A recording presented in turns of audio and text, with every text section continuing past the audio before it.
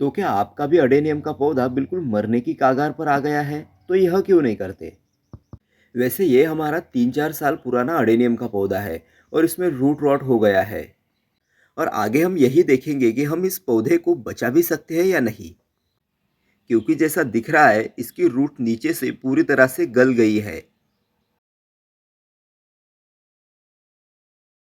Hello, नमस्ते और सभी को राम राम। तो कैसे हो दोस्तों? आशा करता हूँ आप स्वस्थ होंगे, मस्त होंगे। तो आप इस एडेनियम के पौधे को अगर ध्यान से देखेंगे तो आपको पता चल जाएगा कि पौधे को दरअसल हुआ क्या है। पौधे के ऊपर फूल पूरी तरह से खिल नहीं पा रहा है और उसकी कलियां पीली होकर गिरने लगी है। यह सिम्टम होता है पौधे में फंगस लगने का।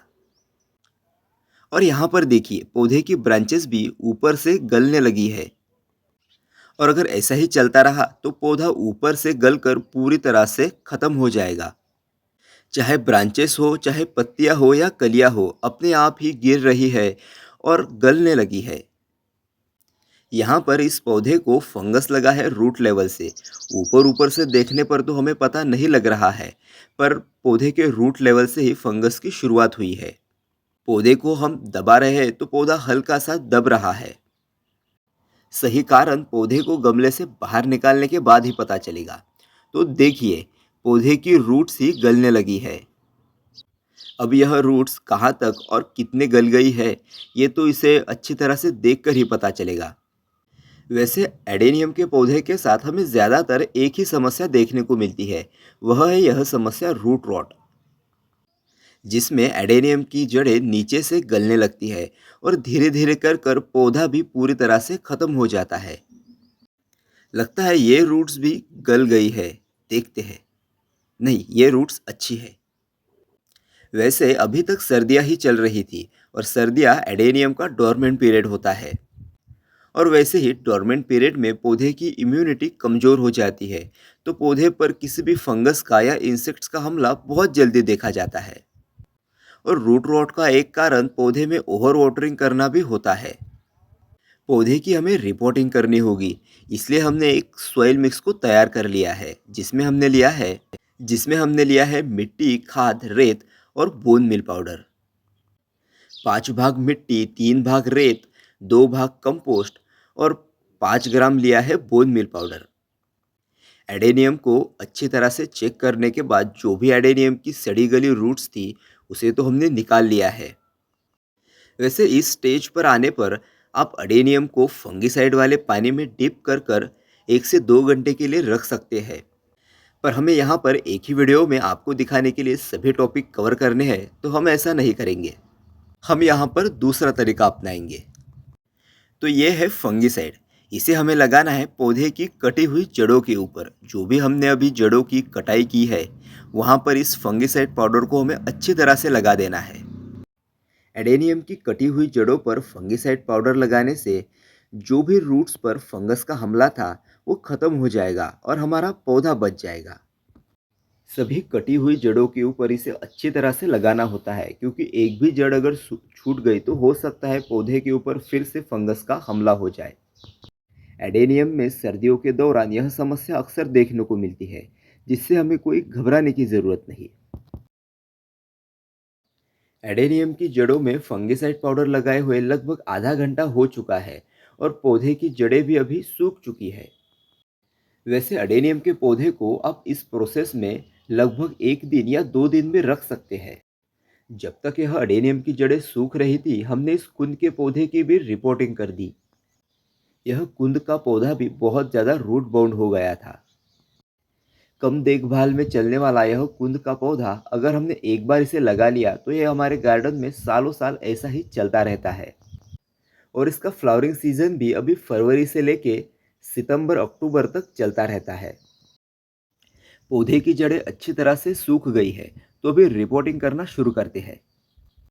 सबसे पहले गमले के ड्रेनेज होल के ऊपर एक ठिकरी, उसके ऊपर कुछ कोयले और इसी के साथ कुछ सूखे पत्ते। कोयले ड्रेनेज को तो सही करते ही है, पर साथ साथ पौधे को फंगस से भी बचाते हैं, क्योंकि कोयले में एंटी फंगल प्रॉपर्टीज भी होती है। अडेनियम की रिपोर्टिंग में अडेनियम को पिछली बार की तुलना में 1 से 2 इंच ऊपर उठाकर लगाना होता है। जिससे पौधा गमले में दिखने में अच्छा लगता है। पौधे को गमले के सेंटर में प्लेस करने के बाद पौधे के आसपास जो हमने सॉइल मिक्स बनाया है उसे फिल कर देंगे। पौधे को लगाने के बाद जैसे कि हम ऊपर से सॉइल मिक्स भरते हैं, उसे बहुत ज़्यादा दबा दबा कर नहीं भरना होता है, क्योंकि वैसे ही पानी देने के बाद सॉइल मिक्स अपने आप ही थोड़ा नीचे बैठ जाता है। एडेनियम की रिपोर्टिंग करने के बाद भी एक इम्पोर्टेंट काम अभी भी बचा हुआ है। वो है इस जो गली हुई ब्रांचेस को प्रून करने का, क्योंकि इन ब्रांचेस को ऐसे ही हम पौधे के ऊपर छोड़कर नहीं रख सकते।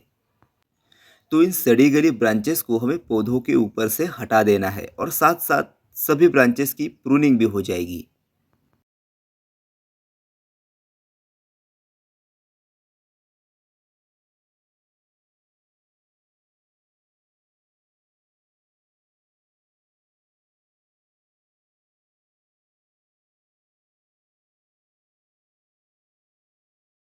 पौधे की प्रूनिंग करने के बाद जो प्रोसेस हमने जड़ों के साथ किया था, वही सेम प्रोसेस हमें पौधे की ब्रांचेस के साथ करना है।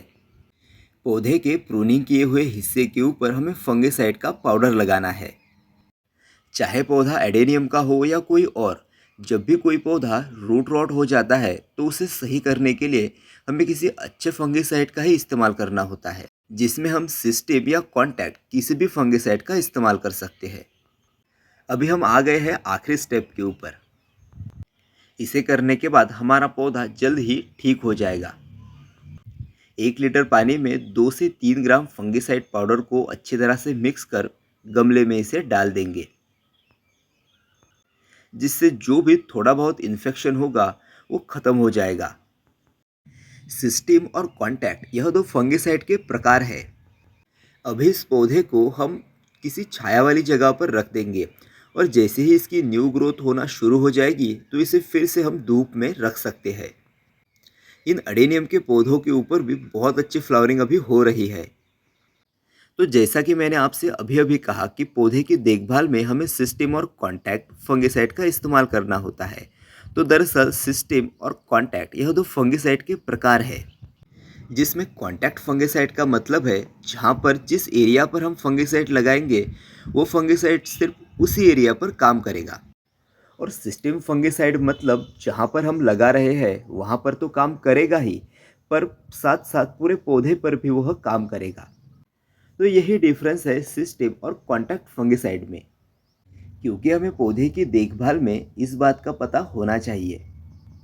अभी आगे आने वाले गर्मियों के दिनों में यह अडेनियम के पौधे और भी अच्छी तरह से खिलेंगे और अपने सीड्स को भी बनाएंगे।